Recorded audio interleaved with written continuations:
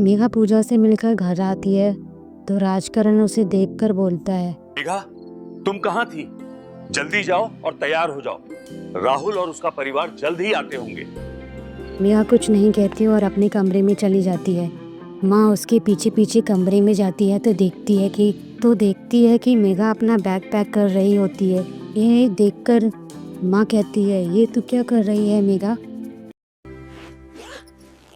कुछ नहीं माँ, मैं जा रही हूँ यहाँ से, मुझे नहीं रहना यहाँ अब। मेघा, भगवान के लिए रुक जाओ। अगर तुम्हारे पापा को पता चला तो पता नहीं वो क्या करेंगे। ऐसा मत करो बेटी।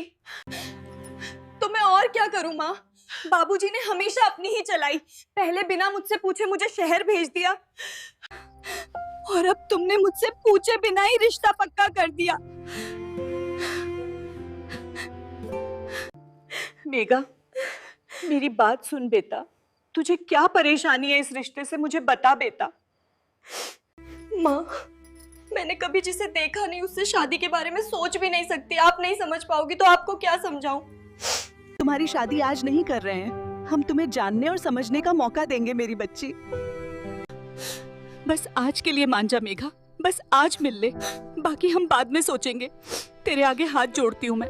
ये सुनकर मेघा रुक जाती है। शाम को राहुल अपनी फैमिली के साथ मेघा से मिलने आता है। मेघा को देखकर सब खुश होते हैं। माँ कहती है, अरे मेघा बेटा, जाओ राहुल को हमारा घर दिखा दो।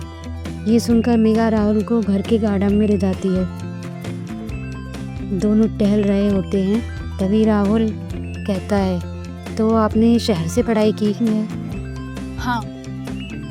तो अब आगे क्या सोचा है? मेरा मतलब है, शादी के बाद नौकरी करने का इरादा है या नहीं? ये सुनकर मेघा कुछ नहीं कहती चलिए अब और अंदर बोलती चलते है हैं। और सब ये वेट कहकर कर वहाँ रहे से होंगे। चली जाती है। पीछे पीछे राहुल भी चल देता है। राजकरण राहुल को गले लगाकर उनको विदा करता है। मेघा गुस्से से रूम में चली जाती है। 2 दिन बाद जब मेघा पूजा से मिलने नहीं पहुंचती तो पूजा को चिंता होती है।